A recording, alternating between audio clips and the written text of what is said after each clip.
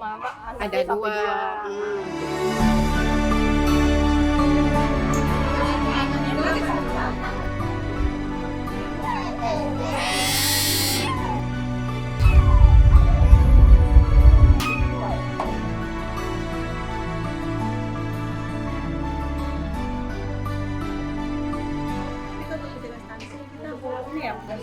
Kemarin terakhir 70.